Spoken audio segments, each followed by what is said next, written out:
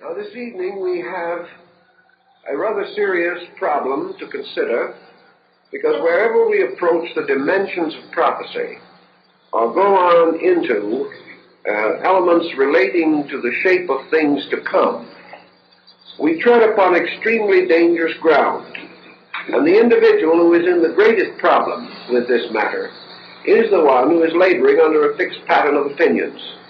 He has grave trouble in escaping from levels which he has created in his own thinking and to which he forces progress to conform.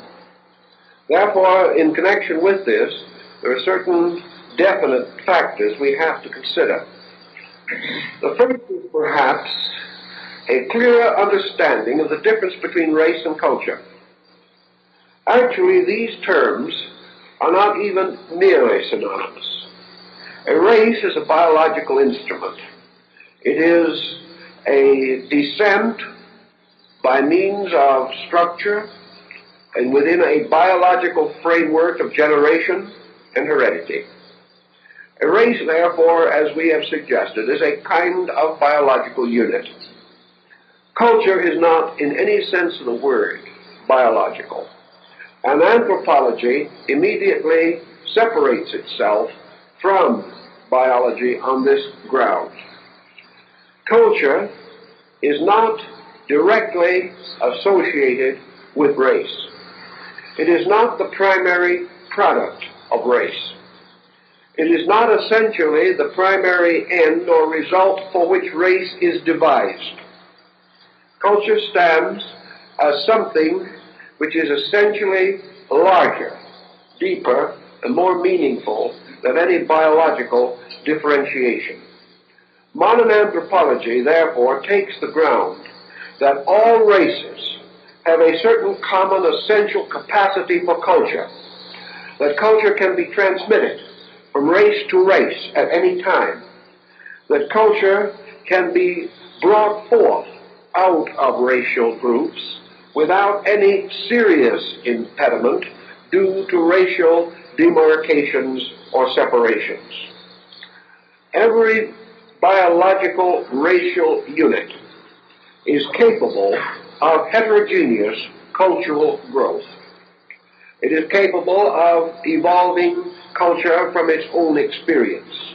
It is capable of maturing culture through contact with other culture groups. It is also capable of extending its own culture into other areas and into other periods of time. Culture, therefore, cuts through all such boundaries as we generally associate with biological heredity or racial differentiation. The modern anthropologist takes it for granted that all races participate in culture and that all races can make cultural contributions to other races. Cultural contribution is, however, very largely a matter of appreciation. The barrier lies in the homogeneity of the older racial developments. The races raised arbitrary, artificial barriers in many instances against the cultures of other people. This does not mean that these barriers originated in biology. They originated possibly in the psychological interpretation of biological differences. They originated in a man assuming that the color of his skin affected his cultural insight, or that by his material structure or by other external factors, areas in which he lived and things of that nature, his cultural life must be modified, changed, reduced, or restricted. This, however, has nothing to do with race biologically speaking. This has to do with the gradual emergence of race culturally limiting itself by its own culture. This type of position we observe among some ancient peoples, and we also observe that progress is more rapid in those areas where these restrictions have naturally disappeared or have been overcome by contact with other peoples.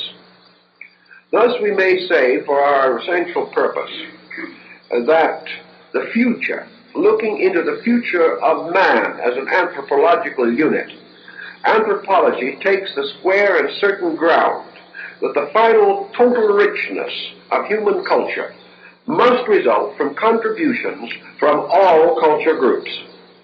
That these contributions should not be regarded as conflicting, but as commonly enriching.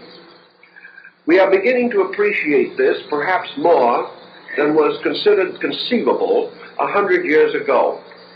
Today we are beginning to recognize that culture breaks through most of the arbitrary boundaries which we have established. Perhaps one of the most obvious instances of this is on the level of arts, perhaps somewhat on the level of music. We are beginning to see it on the level of theater, and also in crafts, and now in sciences. We are beginning to recognize, for example, the importance of the cultural contributions of Asia, merely in terms of architecture, in terms of commodities, in terms of decoration and decor of all kinds, in terms of clothing, weavings, fabrics, designs. We find in our California homes a tremendous tendency today towards the recognition of the architectural desirability of the Japanese house and garden. And we're becoming aware of this type of thing. Anthropology tells us that this awareness of the desirability of the culture of other peoples, this in itself is one of the most powerful agents towards world peace and towards the common understanding of mankind. When we really understand and share the culture of other people, we gain an insight into them, not possible on an intellectual level, and certainly not even suspected on a biological level. Today, the family, which certainly would view with grave apprehension an interracial marriage, is not at all unhappy over furnishing their home according to the decor of the race they would not want their child to marry into. We have, therefore, a meeting on a cultural level and no meeting on a biological level. This, in turn, does not necessarily, with the anthropologist, become important. To him, biology per se is a subject in itself, and biology is going to make very slight contribution to the solution of cultural problems. Therefore, it is far more important that we become aware of the cultures of people than that we become too profoundly involved in the study of their racial demarcations. Race, because of its physical implications, is a difficult barrier to move. Culture, because it is intangible in itself, and because it applies to a group of faculties and powers, not as easily prejudiced as certain others. We find culture moving in where the individual himself who created the culture would not be acceptable. We have also many instances today in which individuals with very slight sympathy for the national or racial groups with which he comes in contact, paying large sums of money to secure their art, or to become trained in their dance, or their theater, or their music. These cultural points also strengthen the concept of the anthropologist, namely that culture has absolutely no boundaries except those which are placed upon it by human prejudice, and that it is the gradual restoration of the universality of culture that will make a marked contribution to the future of humanity. Now, on the problem of this difference between biological and anthropological issues, anthropology gives us three very interesting and important lines of thinking, or fields, or areas to examine. These areas he considers as indicative of the fundamental issues with which we are faced. One is nationality, the second is language, and the third is religion. These are three. Now, from a very early time, the idea of a utopia was strongly fixed in the mind of the people. Plotinus approached the emperor of Rome and asked the emperor to give him a place for a city of the wise. There was an old deserted community on the Campagna of Rome, and here he said if they would give him this, he would build a city of wisdom. And the emperor was very much in favor of the idea, and really practically promised Plotinus that he could have his empire, because Plotinus was at that time living in Rome, and he had a reputation so great and so noble that rich Romans left their children in his care and left him to administer the inheritances of their families. Plotinus was therefore hopeful that this great city of the wise could come apart. But when it was presented to the Senate, they turned it down instantly. And the reason they turned it down was very simple. They said very, very definitely, if this city succeeds and wisdom and integrity rules, this is the end for us. So rather than take a chance of losing their own corruptions, they forbade the building or dedication of Platonopolis, the city of the wise. But the dream went on through More's Utopia, through Bacon's New Atlantis. And in Bacon we find the summarizing of the whole concept, the New Atlantis, which is America. And here, from a very early time, from the first navigations of Columbus and those who followed him, there was the realization that this continent had been set aside by a power beyond that of man to provide the homeland of a united people bound together, as Gandhi said, by nothing stronger than the silken thread of love. That here was to be the great experiment. Here was the place in which the great involutionary processes of nations would be reversed and a great evolutionary process would set in.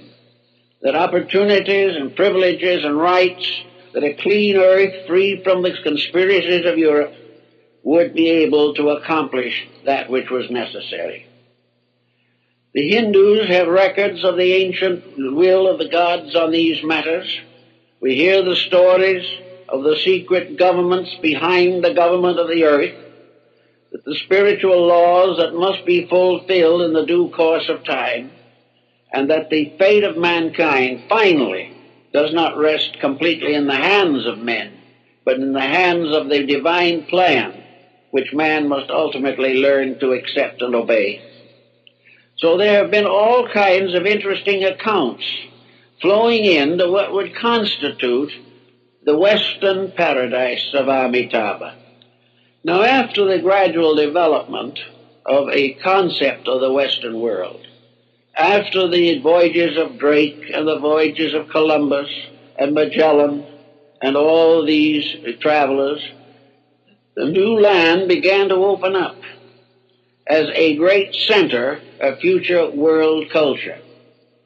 At about the same time, there were rumblings in Europe of the impossibility of developing a permanent, unified culture in Europe. Europe was locked in wars from the Crusades to the 100 Years' War and the 30 Years' War. It was all conflict and struggle between small, petty despots to control the common people. One of the most interesting of the people of that time, as far as the Utopians were concerned, was Andre, the Lutheran theologian. He lived through 3 different periods in which his home, his libraries, and everything that he had were destroyed by war. We find war, therefore, the great enemy. But somehow, for one reason or another, there were also rising prophets. And these prophets have always existed.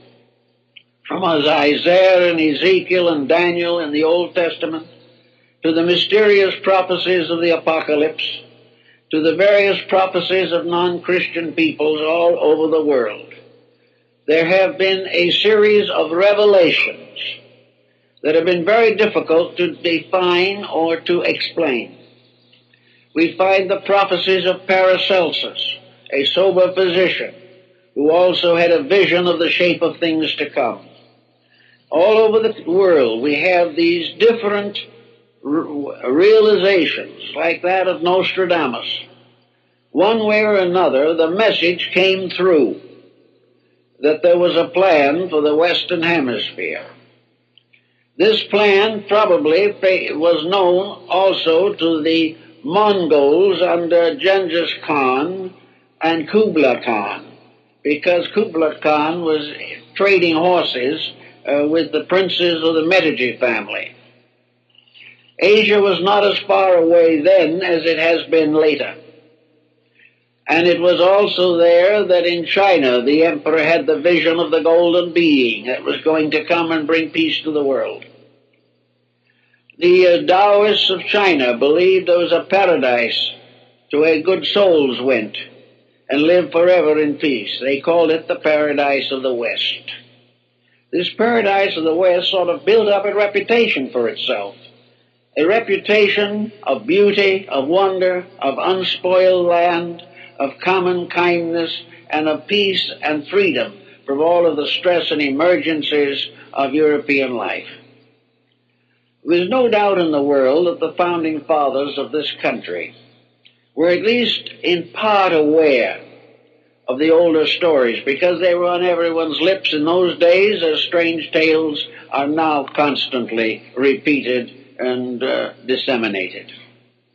There is no doubt in the world that a plan was instituted, by means of which it was hoped that the mysterious powers behind our normal way of life were guiding this nation to its full destiny. From the inside of man himself, there seemed to be constantly emerging visions, dreams, and hopes which he believed should someday be brought together to form a new way of life for people in this world. And now, as the result of so many of these older plans, the carefully laid foundations that were some of them built 3,000 and 4,000 years ago, we have come to our present emergency, an emergency which, strangely enough, seems to be really unnecessary. An emergency in which a people, educated, cultured, skillful, a people basically of good intention, have managed to bind themselves into a turmoil, into a crisis, and into a criticism. Yet we are still informed by the scriptures of old and by the mystic yearnings of the sages that this situation will not prevail against the common good, that the purpose of the great brotherhood that guides the world is that this nation shall survive. It shall survive because it was destined, and it shall survive because that which put it in motion is stronger than anything that can be used against it. But in this moment or this time of stress and trial, it is very important that there must be a growing and enlarging realization of the essential purpose for which this nation was founded. It is no longer simply to be considered as another adventure in competition and conspiracy. Now, for a long time, we opened our gates here to immigration from other countries. The tired, the weary, the persecuted, the underprivileged came here. And gradually out of this, we have developed a strange melting pot. And in the last 10 years, this melting pot has gained more momentum, and millions are coming here from disturbed and persecuted areas of the earth. Now, to many people, and to probably quite a few thoughtful persons, this influx is a problem. It represents a hazard. It becomes something that we have to cope with. But it also can very well mean that we are continuing to build up what might be termed an international nation. We are building up gradually through the years a concept somewhat like that of the Swiss, of peoples of all groups, all backgrounds, all races, being able to unite for the great purpose of fulfilling the destiny of the human being, rather than merely the political contrivances of physical leadership. So we have here now, more and more, a representative group of persons, that some of them are still not assimilated. Some do not even know what it is all about. Some of them are going to be very troublesome. But the plan of things seems to indicate to us that the answer in the end will be what is deemed to be right. The good will come. This is not, as Simon Bolivar said before the great Latin American patriot, he said, America is not a country. America is an assignment of destiny.